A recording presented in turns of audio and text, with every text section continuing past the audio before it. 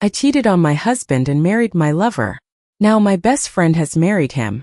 I've been reading this subreddit for a while, reading other people's stories, and I never thought I'd be the one posting here. But here I am, sharing the mess that is my life. I don't know if I'm looking for advice, judgment, or just a chance to vent and face what I've done. Either way, here goes. A few years ago, I, a 34-year-old woman, had what most would consider a perfect life. I was married to Lucas. He wasn't just a good husband, he was the husband, the kind of man that makes people say, "Wow, you're so lucky." And I really was. Even my best friend since college, Aisley, also 34, used to remind me how fortunate I was to have him. She would tell me, "Men like Lucas don't come around often." Lucas was patient, hardworking, and the best father to our daughter Lily. He would come home after long hours at his IT job, and still have the energy to read bedtime stories to Lily, or help her build blanket forts in the living room. He even did voices when he read books to her, and she loved it. I was married to Lucas, the kind of man people dream of, a loving husband, an incredible father to our daughter Lily, and one of the most selfless people I've ever known. He worked hard but always made time for us, whether it was helping with Lily's homework, cooking dinner, or even planning little family outings. Life with him was stable, comforting, and honestly perfect. But I guess for me, perfect wasn't enough. I don't know when it started, but at some point I began to feel restless, maybe even bored. It's ridiculous when I think about it now because that predictability was actually security and love, but at the time I was too blind to see it. Around that time I started venting to Aisley. I'd tell her I felt trapped, like every day was the same. "I know Lucas is great," I'd say, "but sometimes I feel like I'm just going through the motions." Aisley always tried to soothe me. "That happens in marriage," she'd say. "It's not dating anymore, but it's about building something solid." I would nod, but her words didn't stick with me. I guess I didn't want them to. That's when Dylan came into the picture. Dylan worked at a small coffee shop near my office. I used to go there during my lunch breaks, and at first he was just the friendly guy who made my coffee. He had a special kind of charisma, loud, confident, and full of crazy stories. People seemed to love him, and he always had a group of people around him. Compared to Lucas, Dylan was completely different. Lucas was quiet, stable, and didn't seek the spotlight. Dylan, on the other hand, was bold and always the center of attention, and I was drawn to that energy. First, it was just casual conversations when I picked up my coffee, then it turned into inside jokes. One time, while I was laughing at a ridiculous story he was telling about a customer who tried to pay with Monopoly money, he leaned in slightly, smiled, and said, "You have a great laugh. Did you know that?" His charming way of capturing someone's attention, and the way he knew how to play with words made me feel butterflies in my stomach, something I hadn't felt in years. It was like a rush of excitement, and for a second I forgot I was married. Before I knew it, I was going there every day during my lunch break, not just for the coffee but to see him. I told myself there was nothing wrong with it, that it was just some harmless fun in the middle of my boring routine. But looking back now, I know I was lying to myself. The truth is, I liked how Dylan made me feel. He made me feel special and even a little rebellious. Lucas didn't make me feel that way anymore, but to be fair, he didn't have to. Funny memes or comments about my day. It seemed harmless at first, but the messages became more flirtatious over time, and I didn't stop them. In fact, I encouraged them. Felt exciting. Like I was living a double life. I know how horrible that sounds. Believe me, I hate myself for it now. I mentioned Dylan to Aisley once casually, so I didn't think much of it. I didn't tell her how often I was going to the coffee shop, or that I was looking forward to seeing him. I told myself it was no big deal. One day, Dylan invited me to lunch outside the coffee shop. I knew crossing that line was wrong, but I agreed anyway. He was ridiculous and over the top, but at that moment, I felt it was an escape from my boring life with Lucas. After that lunch, things started to spiral out of control. We started seeing each other for lunch more often, and I'd find myself smiling every time his messages came through. I don't know exactly when it became physical, but I know it was completely my fault. Dylan didn't pressure me. In fact, I'd see Lucas at home helping Lily with her math homework or folding laundry without a single complaint, and I'd feel like the worst person in the world. But the more I saw Dylan, the more I felt like I was betraying my husband. With my own husband, I convinced myself that I deserved to feel happy, that I deserved that freedom. One night it all came crashing down. I told Lucas I had to work late, which wasn't unusual for me. He wasn't suspicious because he trusted me completely. That night, I went to Dylan's apartment. It was a small, messy studio that smelled of stale coffee and cheap cologne. It wasn't glamorous, but at the time it felt exciting. When I got home, Lucas was waiting for me. He was sitting on the couch, holding my work bag. I felt my stomach drop to the floor because I knew I had left it at home in my haste to see Dylan. I tried to act normal, saying I was tired and needed a shower. But Lucas didn't buy it. "Did you forget something?" he asked, his voice calm but sharp. He emptied the contents of my bag onto the floor. And there it was. A receipt from the coffee shop. He wasn't yelling or accosting me. He just wanted the truth and I couldn't give it to him. I stood there frozen, as the weight of my actions hit me like a truck. Lucas didn't press me for answers. He didn't scream or lose his temper. He simply stood up, looked me straight in the eye and said, "I trusted you." Then he went upstairs without another word. I remember standing in the living room feeling a mix of guilt, panic, and shamefully relief. A small selfish part of me thought, at least the secret is out. But I couldn't even begin to process what I had just done to my family. The days after Lucas's confrontation were a blur. He didn't say much, and honestly that was worse than if he had yelled. But he wouldn't speak to me unless it was absolutely necessary. I didn't know what to do. Part of me wanted to come clean, apologize, and beg him to forgive me. But another part of me thought I had finally been freed from the predictable life I had grown so tired of. I convinced myself this was my chance to start over, to find the happiness I thought I was missing. The real shift happened when Lucas sat me down one night after Lily went to bed. His voice was calm but distant, and I could tell he had spent days thinking about what he was going to say. "I think it's best if we separate," he said, looking me straight in the eye. I didn't argue, I didn't cry. I didn't beg or try to fix things. Instead, I just nodded as if I had been waiting for him to say those words. He didn't ask about Dylan or press for details. I really thought I was doing the right thing. I thought I was letting Lucas go to find someone who would appreciate him, and I told myself I would finally get the freedom I craved. A few weeks later, we spent our days laughing, watching movies, and doing whatever we felt like. He made me feel young and carefree, like I was living the life I had missed out on. Lily didn't seem to notice at first. She was too young to fully understand what was happening, and Dylan made an effort to be nice to her.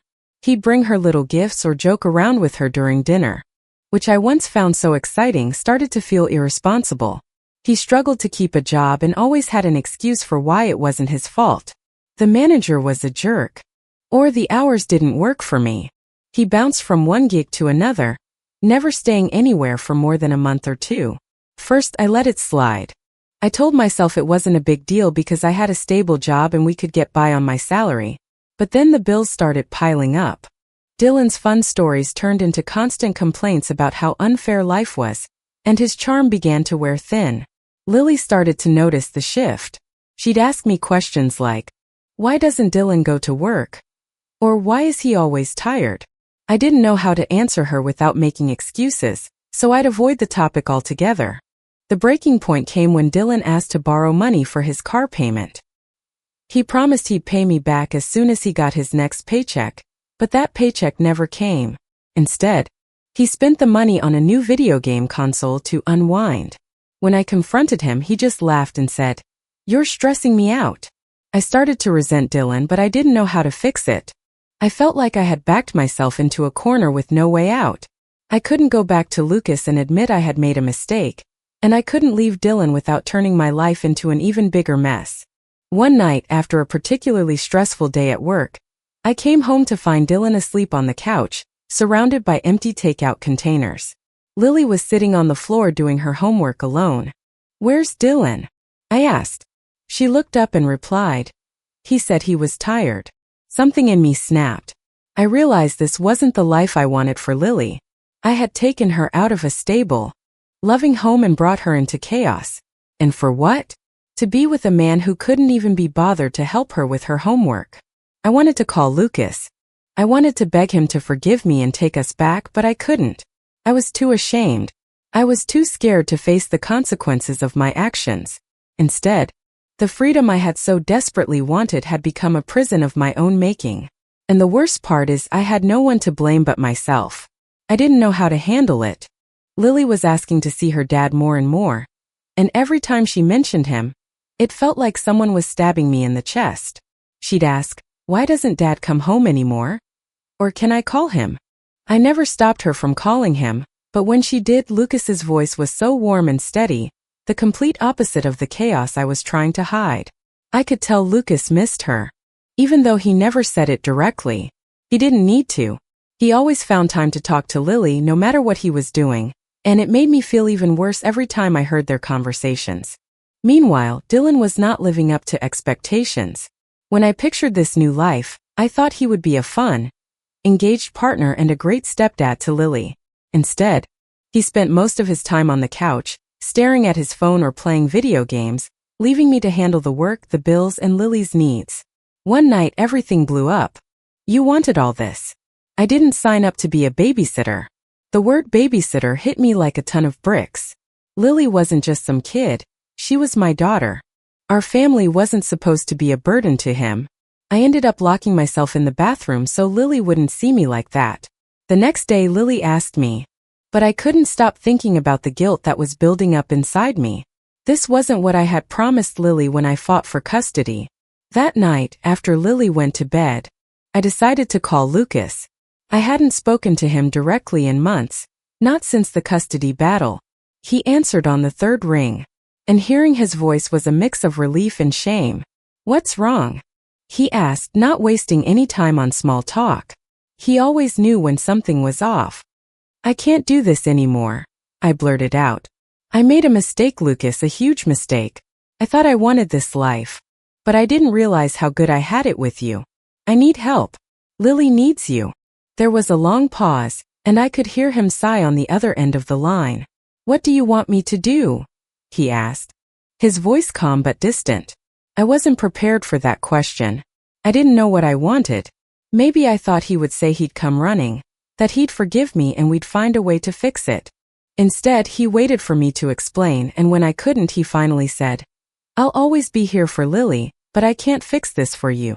You made your choices." His words hurt. I tried to explain, to tell him how sorry I was, but he cut me off. "You don't need to apologize to me. You need to figure out how to be the mom Lily deserves." The conversation ended shortly after. I tried to put on a brave face for Lily, but inside I was falling apart. I had lost the one person who had always been my safety net. And I knew I had thrown it all away for someone who didn't even care about me or my daughter. Dylan, of course, had no idea about the call. He spent the evening complaining about how badly his job search was going and how unfair the world was. A week later, I packed Lily into the car and drove 2 hours to Lucas's new place. "I know I don't deserve it, but I need your help. I want to make things right for Lily's sake," I said, trying to hold back tears. Lucas listened patiently, but his expression didn't change. When I was done, he shook his head. "I'm sorry you're going through this," he said, "but I can't be the solution to your problems. Lily is my priority and she always will be, but you and me, that chapter is closed." I begged him to reconsider, to let me show him I could change. I even suggested we try therapy, but he stood firm. "You made your choice and I made mine," he said. "Lily needs stability, and that's not going to come from us pretending we can go back to what we had." That night, I drove back home feeling like I had hit rock bottom. When I got there, Dylan was asleep on the couch, completely oblivious to what had just happened. I looked at him and realized I couldn't stand the sight of him anymore. I had traded a gentleman and a stable life for this, for someone who couldn't even be bothered to pick up his own trash. Now I'm just confused and absolutely devastated. I need help. Someone to tell me that everything will be okay. I can only imagine Lucas doing that because he was always my support when I felt lost. But now he's not even answering my calls. I don't know what to do. Should I try to convince Lucas to think about us again? Maybe he still has feelings for me. Who knows? Let me know what you guys think and I'll keep you updated. Update 1. Hey again everyone. I didn't expect things to spiral so out of control. In fact, it's worse than I could have ever imagined. After that night with Lucas, When he basically shut the door on any possibility of us fixing things, I went home completely broken. I felt like I had no options left, no direction, and no way back to anything normal. The next morning, I woke up to the sound of Dylan yelling at the TV. He was playing one of his online games, completely oblivious to the disaster our life had become. I sat on the edge of the bed, looking at the wreckage around me, the sink full of dirty dishes, unopened bills scattered across the counter, and piles of forgotten laundry in the corner. This was my life now. I felt suffocated and had no idea where to even begin. Even Lily was still asleep, so I decided to try talking to Dylan again. I told him we needed to come up with a plan. But things didn't just stay bad, they got worse. Dylan became more distant, more irritable, and completely unmotivated. He'd promised to look for a job, but instead, he'd spend hours glued to his games or scrolling through his phone. Meanwhile, I was working longer hours just to keep the lights on. I'd come home every day more exhausted than the last. And every time I saw him lounging around like he didn't have a care in the world, I felt my resentment grow. Then the debt collectors started calling. My credit cards were maxed out. And the calls became relentless. Every time my phone buzzed, my stomach would sink. Dylan didn't seem to care. "Just tell them you'll pay later," he said with a shrug. As if it were a minor inconvenience and not a full-blown crisis. That's when I realized just how out of touch or in denial he was about the situation we were in. One night, after another heated argument about money, Dylan stormed out of the house. I didn't know where he had gone, and honestly I didn't care. I sat in the silence, feeling completely trapped. His eyes were darting around as if he expected someone to burst through the door at any moment. At first I thought he was drunk or high, but it was worse than that. He admitted he had borrowed money from dangerous people, some shady group or loan sharks, I wasn't sure, and now he owed them a lot. When I pressed for details, he just waved me off, saying, "It's fine, I'll handle it." But he didn't handle it. A few days later, they started coming to the house. They'd bang on the door, yelling for Dylan to come out. Sometimes he wasn't even home. I should have thrown him out right then and there. I should have told him to leave and never come back. But I was so stressed, so desperate for some kind of escape that I didn't. I took a pill. Just one. That one quickly turned into 2, then 3. Before I knew it, I was using them regularly. It became my way of coping, of numbing the constant stress and shame. Dylan, of course, encouraged it. He acted like it was something we did together, like it was normal. I hated myself for it, but quitting seemed impossible. Every time I tried to stop, the anxiety would come back with a vengeance and I'd end up giving in. Lily noticed. She didn't say anything at first, but I could see it in her eyes. The worry, the confusion. She didn't understand what was happening, but she knew something wasn't right. She started to distance herself from me, spending more time in her room or asking to stay at a friend's house.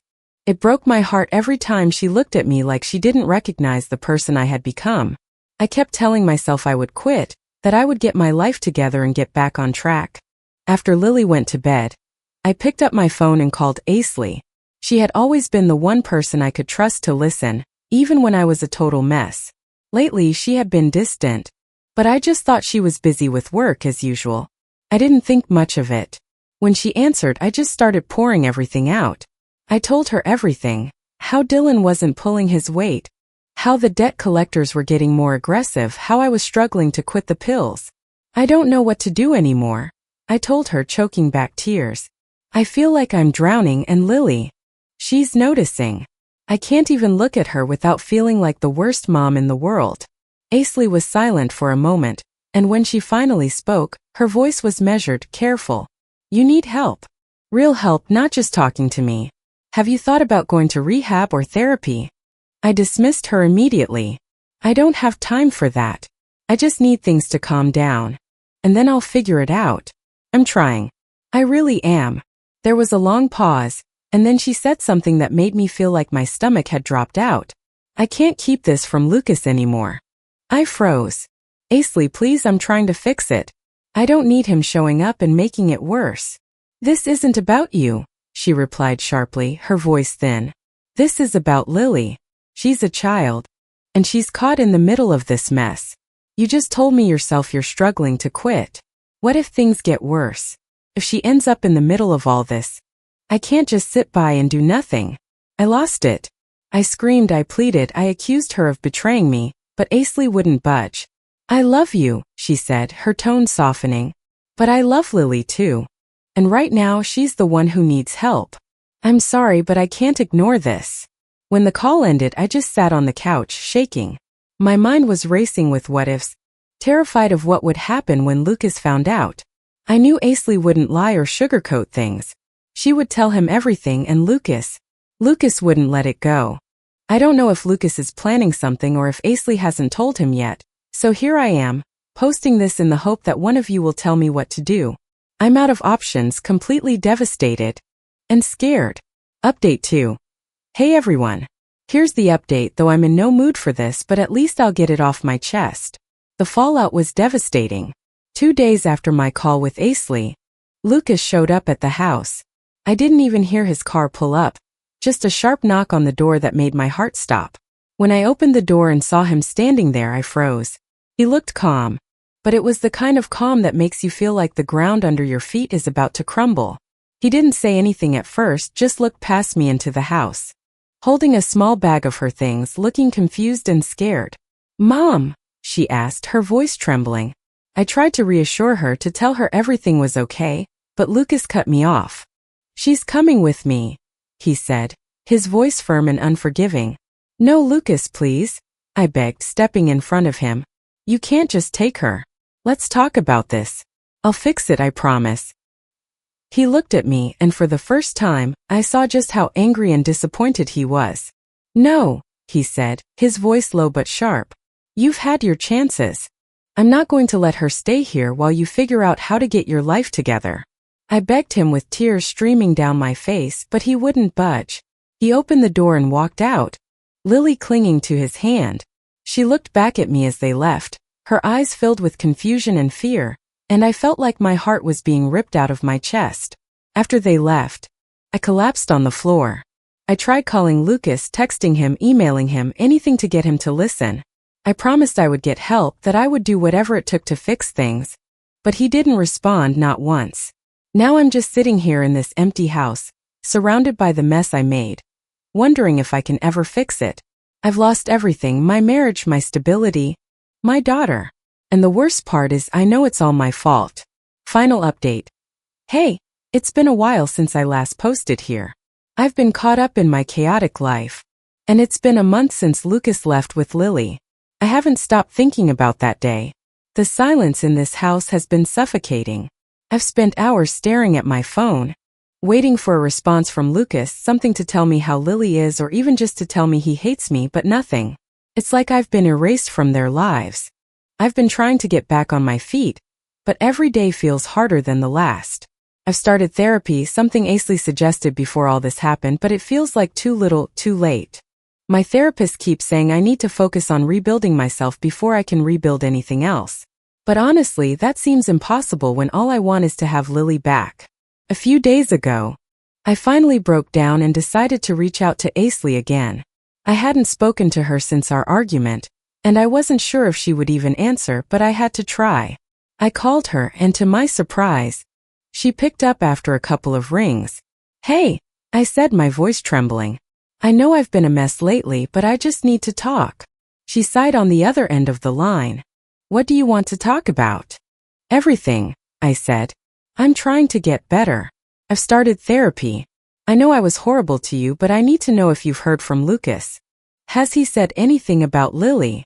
There was a long pause, and I could hear her breathing as if she were trying to decide how to respond. Finally, she said, we need to talk in person.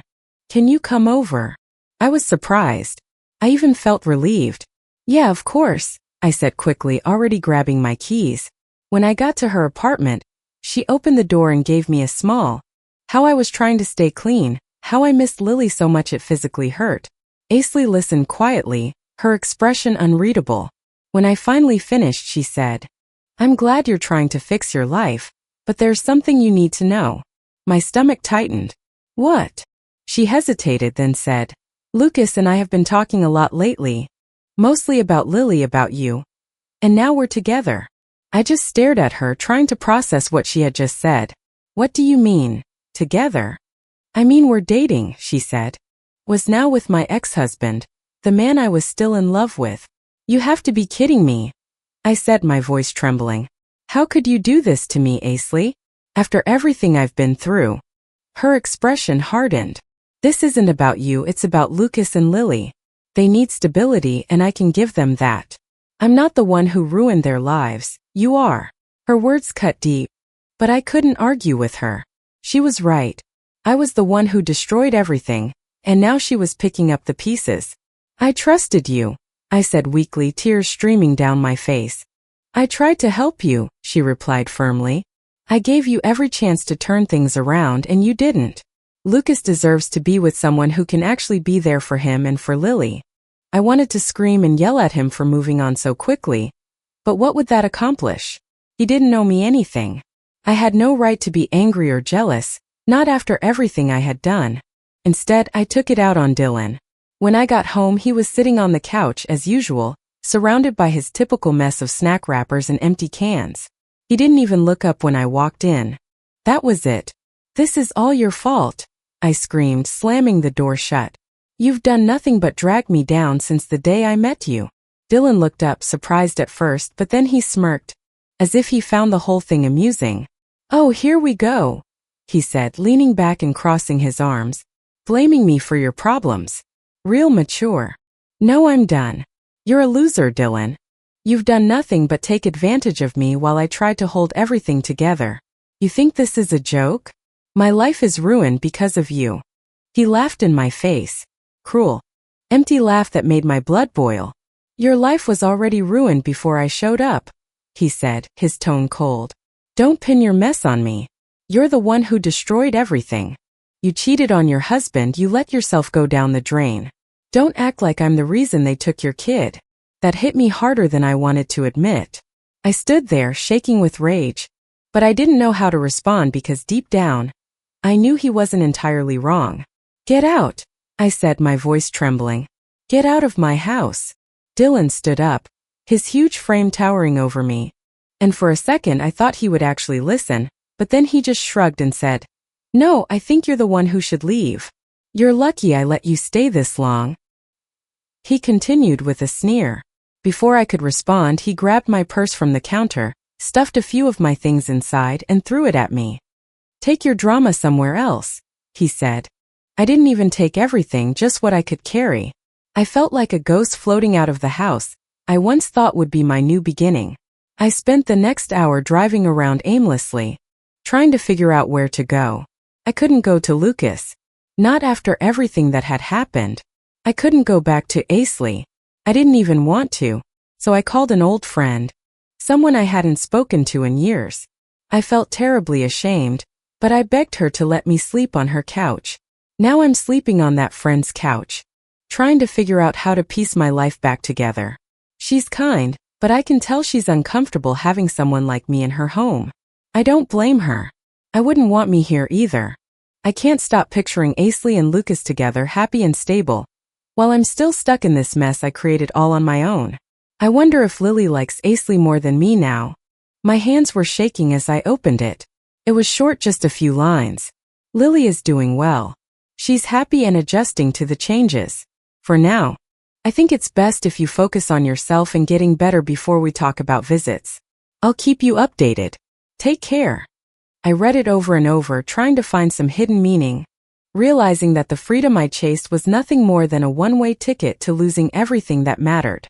I had a life, a real life, and I threw it away for nothing. What do you guys think?